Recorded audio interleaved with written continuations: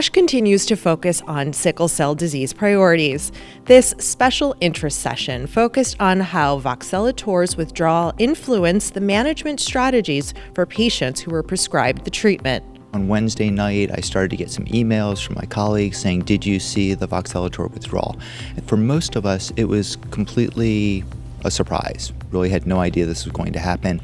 And a lot of chatter, talked to them on the phone, a couple of my colleagues, and then the next day we were making plans on how we were going to do this with the people we take care of. The sickle cell disease research priorities were recently revised, and those disease priorities really cover various aspects of sickle cell research. I was most involved with the organ dysfunction group, and in that group we really recognize that there are great gaps in what we need to know. We all recognize that there's still great unmet need in sickle cell disease, both for drugs and curative and transformative therapies, and this situation where we get stuck holding the bag when a drug gets pulled off the market makes that need all the more acute. On the website there are a lot of resources. There are 5 practice guidelines that were developed by ASH that cover end organ function as well as transfusion therapy and other therapies for sickle cell disease like bone marrow transplant and curative therapies.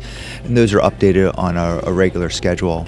And then there's a lot of resources for training. There's a fellowship classical hematology program that includes a lot of sickle cell modules. There's the Sickle Cell Centers workshop, which is really designed to train. Then I think there's also this great sickle cell community. So there's the Sickle Cell Consortium that ASH is really the convener for that meets, and they have focused a lot on global sickle cell as well as clinical research and community outreach.